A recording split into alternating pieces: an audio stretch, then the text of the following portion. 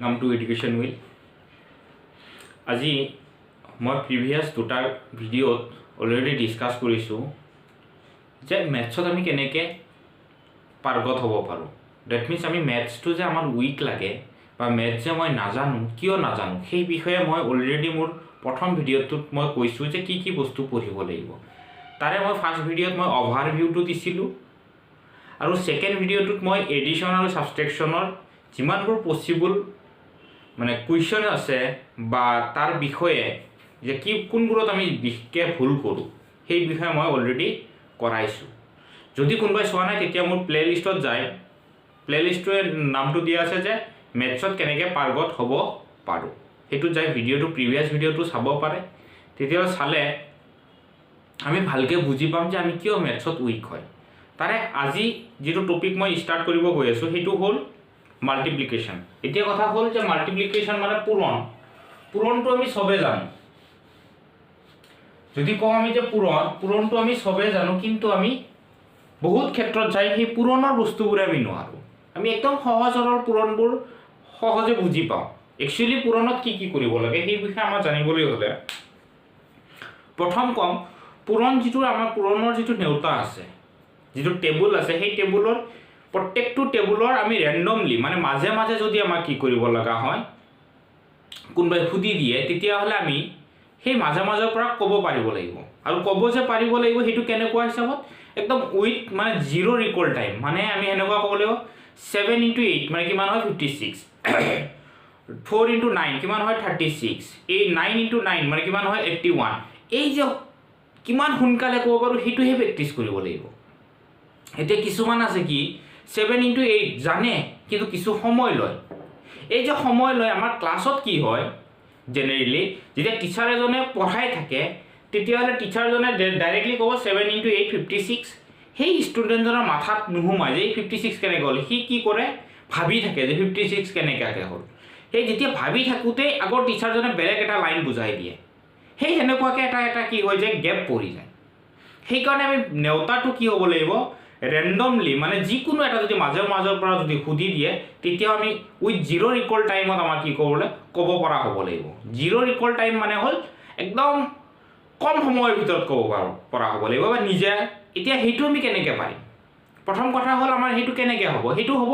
প্ৰেক্টিছৰ সহায়ত। কেনেকুৱা নেওতাটো আমি মুখস্থ কৰিলোঁ টেবুলটো, তাৰপিছত মই নিজকে মাজৰ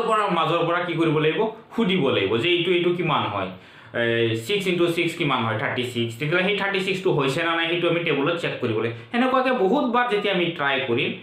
একবাৰত হোৱা নাই 10 বাৰত হোৱা নাই আমি 20 বাৰলৈকে ট্ৰাই কৰোঁ বা 20 বাৰ হোৱা নাই 100 বাৰলৈকে আমি ট্ৰাই কৰোঁ, তেতিয়াহ'লে যেতিয়া নেওতাটো আমাৰ ক্লিয়াৰ হ'ব তেতিয়া আমি মেথছত আমি সকলোৱে কি হ'ব পাৰিম ষ্ট্ৰং হ'ব পাৰিম বা মেথছটো আমাক চাই ভয় নালাগে।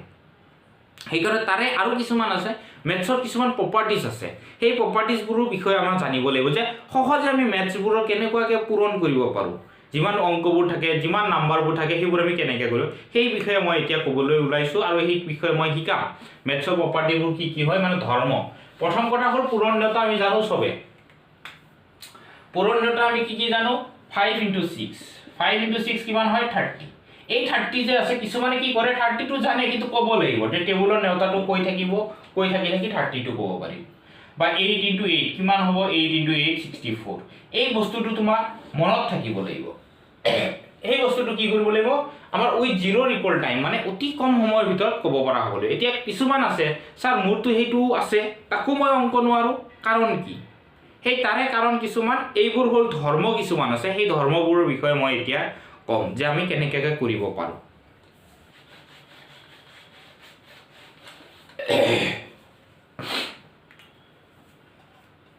কি জানিব লাগিব আমাৰ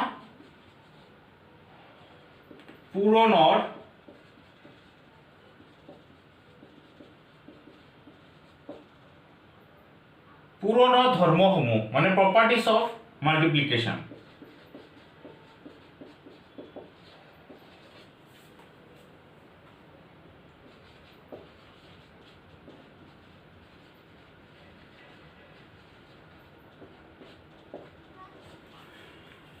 এতিয়া পূৰণৰ ধৰ্মসমূহ কেনেকুৱা প্ৰথম কথা এটা আমি জানিব লাগিব মানে অংক কৰোঁতে কেতিয়াবা কেতিয়াবা ছাৰহঁতে আমি দেখা পাওঁ যে উলট পালট কৰে পূৰণত সেইকাৰণে পূৰণ ধৰ্ম 1 নম্বৰ ধৰ্মটো হ'ল এনেকুৱা যে 5 × 6 ইকুৱেল টু আমি 6 × 5 লিখিব পাৰোঁ মানে ইয়াতে কি বুজায় এইটো কিমান হ'ব দুইটাতে 30 হ'ব কেনেকুৱা হয় যে কেতিয়াবা কেতিয়াবা এনেকুৱা থাকে xy ইকুৱেল টু আমি yx লিখিব পাৰোঁ একে কথা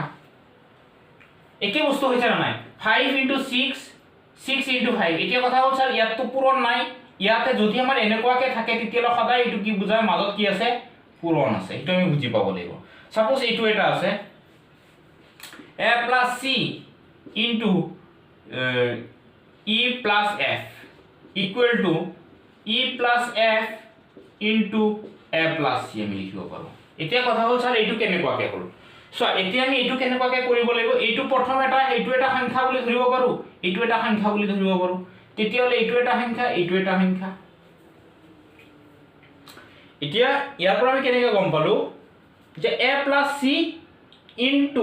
a + c এতিয়া স্যাৰ এইটোতো মাজত আকৌ প্লাস আছে প্লাস থাকক গৈ প্লাস থকাৰ পিছত ব্ৰেকেট আছে দ্যাট মিন্স কি হ'ব এইটো আমি যদি এনেকুৱা এটা एग्जांपल লওঁ 2 + 3 আৰু এটা আছে 4 + 2 তেতিয়ালে এইটো ইকুৱেল টু কিমান হ'ব 4 + 2 * 2 + 3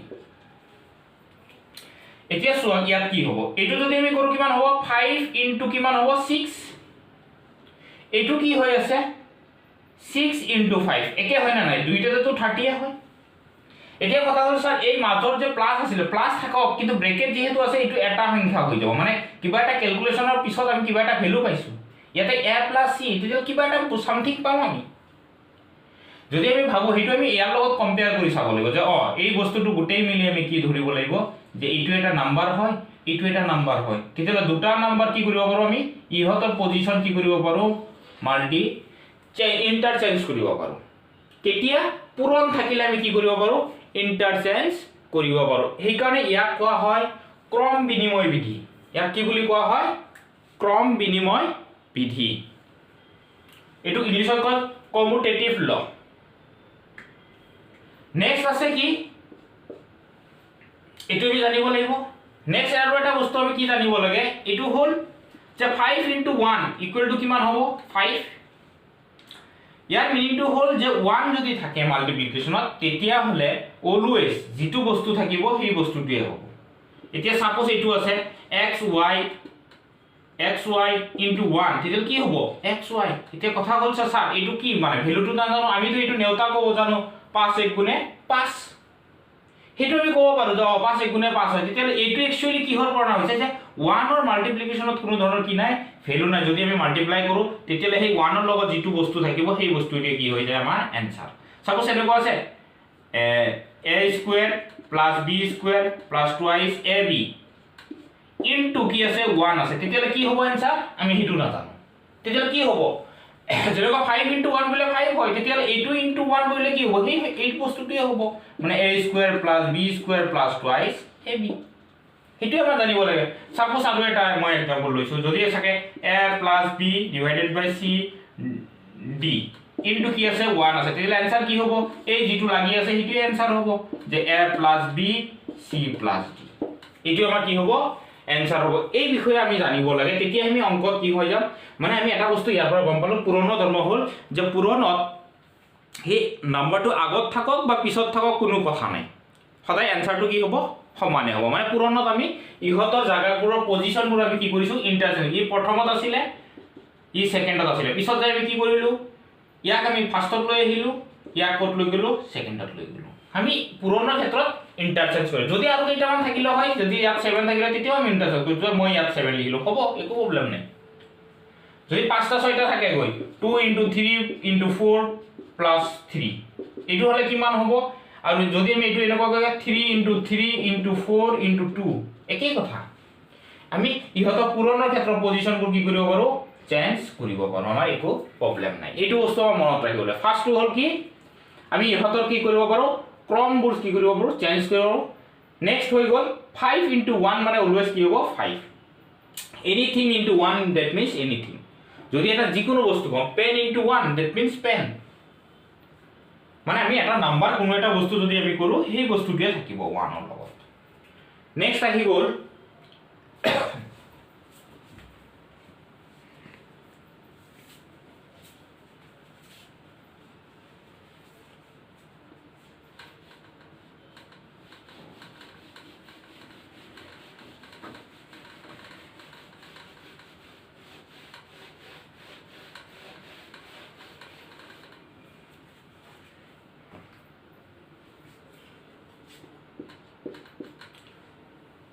নেক্সট আহি গ'ল আমাৰ সামনে যিকোনো 5 * 0 কিমান হ'ব 0 5 * কি হ'ব 0 কৰিলে আমি কি পাম 0 পাম তেতিয়া এইটো কেনে পোৱা হয় এইটো কেনেকৈ হ'ল মানে 0 ৰ লগত যিকোনো সংখ্যা পূৰণ কৰিলে কি হ'ব 0 হ'ব ধৰা a + b + c * 0 তেতিয়া কিমান হ'ব आंसर ইজ 0 কাৰণ 0 ৰ লগত এনিথিং যি পূৰণ কৰা অলৱেজ কি হৈ যায় 0 হৈ যায় সেই বস্তুটো আমি কিছুমানে নাজানো কিছুমানে ধৰা সাপোজ এনেকুৱা এটা আছে a² + b² + twice ac + 2ad * 0 তেতিয়া आंसर কি হ'ব মাথাটো গৰম হৈ যায় যে ইয়াৰ आंसर হ'ব কি হ'ব যেহেতু পূৰণ আছে পূৰণ কাৰ লগত আছে শূন্য লগত এটা কোৱা স্যাৰ মাজত দেখোন প্লাসও আছে প্লাস থাকিলে ইয়াতে ব্ৰেকেট ইউজ কৰিছে এই ব্ৰেকেটটোৱে বুজাইছে এইটো এটা নিৰ্দিষ্ট এটা সংখ্যা বা নিৰ্দিষ্ট কিবা এটা ভ্যালু পাম সেই ভ্যালুৰ লগত যদি আমি 0 এটা মাল্টিপ্লাই কৰো তেতিয়া आंसर ইজ অলৱেজ কি হ'ব 0 হ'ব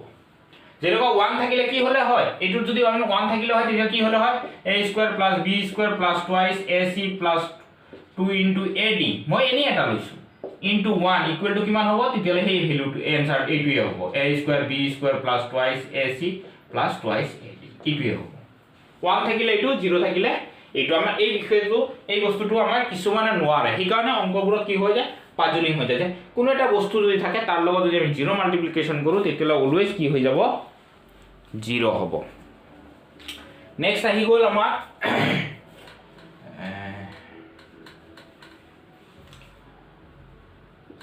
এটু কয় ডিস্ট্ৰিবিউটিভ ল যেনেকুৱা এনেকুৱা হয় 5 2 + 3 ইকুৱেল টু আমি কি লিখো এটো আমি কেনেকৈ কৰিব পাৰো যে 5 ইনটু ব্ৰেকেটৰখিনি আগত লিখো তেতিয়া ব্ৰেকেটৰখিনি আগত কৰিলে কি হ'ব 5 ইনটু কি হ'ব 5 এ হ'ব কাৰণ 2 + 3 5 ইকুৱেল টু কিমান হ'ব 25 এইটো আমি আৰু এটা ধৰণে কৰিব পাৰো এই বস্তুটো আমি এনেকুৱাকৈ কৰিব পাৰো 2 + 3 ইকুৱেল টু আমি কি লিখিব পাৰো 5 এইটো ব্ৰেকেট মানে বুজাই অলৱেজ মনত ৰাখিব লাগিব যদি ব্ৰেকেট থাকে তেতিয়া এইটোৱে বুজাই ইনটু তেতিয়া কি হ'ব ইনটু 2 প্লাস 5 * 3 তেতিয়া কিমান হ'ব 10 প্লাস এটো কিমান হৈছে 15 তেতিয়া কিমান পালো আমি आंसर 25 এইটো আমি 25 পাইছো এইটো আমি 25 পাইছো কিন্তু এনেকুৱাকে যদি লিখো তেতিয়া তাক কি বুলি কোৱা হয় ডিস্ট্ৰিবিউটিভ ল তাক আমি কি বুলি কওঁ ডিস্ট্ৰিবিউটিভ ল ইয়াক আমাৰ ক'ত ইউজ হয় হেতু হল আমাৰ এনেকুৱা ধৰা x y + z equal to কিমান হ'ব এটো হ'ব কি x টো y লগতো পূৰণ হৈছে x টো কাৰ লগত পূৰণ হৈছে z লগতো পূৰণ হৈছে যে x y লগতো পূৰণ হৈছে প্লাস x টো কাৰ লগত পূৰণ হৈছে z ৰ লগতো পূৰণ হৈ আছে আৰু যদি ইয়াত মাইনাস থাকে তেতিয়া হলে ইয়াতে মাইনাস থাকিলে ইয়াতো কি হ'ব মাইনাস হ'ব মানে আমি এনেকুৱাকে কৈ আছো মই কি বুজাব খুজিছো যদি x y - z হয় তেতিয়া কি হ'ব xy মাইনাস কি হ'ব xz এই বস্তুটো আমাৰ জানিব লাগে যে এটো আমি কেনেকৈ ভাঙিব পাৰো যি কোনো বস্তু থাকিব পাৰে এনেকুৱাকে আমাৰ থাকে ম্যাথছত বিশেষকৈ ক্লাছ 10 ত এনেকুৱা থাকে x² plus xy plus xy plus মই y নিদিও মই x নিদিও এটো মই পিছত শিকাই আছো x² y plus z plus u তেতিয়া কি হ'ব आंसर এইটো কিমান হ'ব এইটো ইয়াৰ লগতো মাল্টিপ্লাই হৈছে এইটো ইয়াৰ লগতো মাল্টিপ্লাই হৈ আছে ইয়াৰ লগতো মাল্টিপ্লাই হৈ আছে যদি ইয়াত মাইনাস থাকে তেতিয়া কি হ'ব যে এইটো কি হ'ব x² y plus x² z minus x² কি হ'ব u x² কি হ'ব u হ'ব মানে ইয়াকে কোৱা হয় ডিস্ট্ৰিবিউট মানে ডিস্ট্ৰিবিউট কৰি দিছো আমাৰ এখিনি বস্তু কি কৰিব লাগে জানিব লাগে যে আমি কি কৰি আছো আৰু এটা বস্তু আছে হেতু হল একেবাৰে ইজি 2 * 3 * 5 কিমান হ'ব এটো আমি এনেকুৱাকে কৰিব পাৰো 2 * 3 ইনটু 5 এইটো আমি কি কৰিব পাৰো বা এনেকুৱাকে কৰিলে একে আনসাৰ হ'ব এই ব্ৰেকেটে কি বুজায় ব্ৰেকেটৰ কামখিনি আগত কৰিব লাগে এইটো কিমান হ'ব 3 15 সৰি 3 5 গুণ 15 15 2 গুণে 30 ইয়াত যদি কৰো কি হ'ব 3 2 গুণে 6 6 5 গুণে 30 একেই কথা এটো আমাৰ কি হয় একেই এনেকুৱাকে বহুত ক্ষেত্ৰত আমি পাম ইয়াত ব্ৰেকেট নাথাকিব পাৰে এনেকুৱাও হ'ব পাৰে যদি ব্ৰেকেট নাই ইয়াতে আকৌ প্লাস আছে ইনটু আছে তেতিয়ালে কিন্তু 2 into 3 আকৌ 2 into 10 এইটোকে কিন্তু নহব কাৰণ ইয়াতে কি আছে মানে মই কি ক'ব খুজিছো যদি এনেকুৱা থাকে 2 3 into 5 তেতিয়ালে কি হ'ব যেনেকুৱাকে ইয়াত কৰিলো স্যাৰ এইটোতো ব্ৰেকেট থাকিলে ইয়াতে এইটো হ'ব এইটো হ'ব 2 into 3 into 2 into 5 এইটো কিন্তু ৰং হ'ব এইটো নহয় কাৰণ ইয়াতে তো প্লাস নাই বা মাইনাস নাই ইয়াতে কি আছে ইয়াত লগত আছে খালি only into আছে সেই কাৰণে কি হ'ব 2 এইটো একচুয়ালি পুৰণে হৈ আছে 2 into 3 into 5 এইটো হে হ'ব বা ইয়াত আমি ক'ব পাৰো 2 into 50 তেতিয়ালে কিমান হৈ আছে 30 এইটো ঠিকে আছে কিন্তু এইটো ঠিক আছে কিন্তু এইটো কি হ'ব ৰং হ'ব সদায় যেটো ডিস্ট্ৰিবিউটিভ ল আছে এইটো হ'ল সদায় ইয়াত কি থাকিব লাগিব আইদাৰ প্লাস অৰ মাইনাস থাকিব লাগিব এইটা হ'ল আমাৰ পুৰণৰ নিয়ম আৰু এটা নিয়ম আছে এটো হ'ল আৰু এটা কথা হ'ল চাইছো মই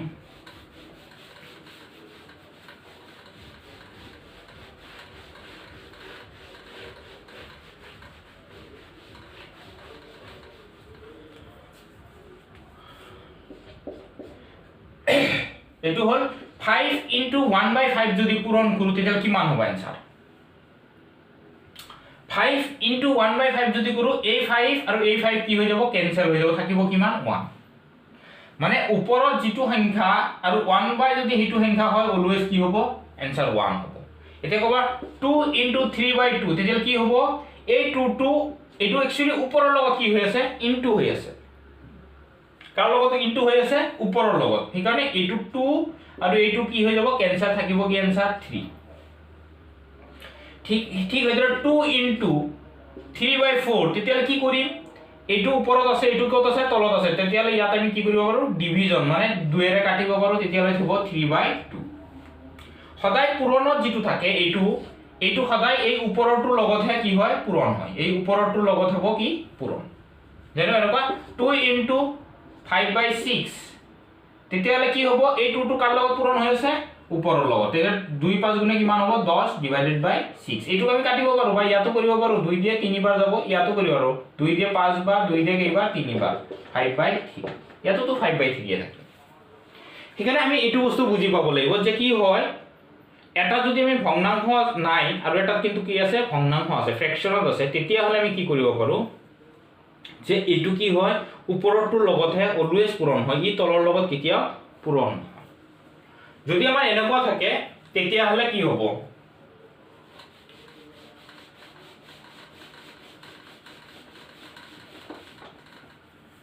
2 into 3 into 4/6 তেতিয়া হলে কি হ'ব এই ওপৰটো ওপৰত পূৰণ হ'ব তেতিয়া কিমান হ'ব 8 আৰু এইটো কিমান হ'ব 18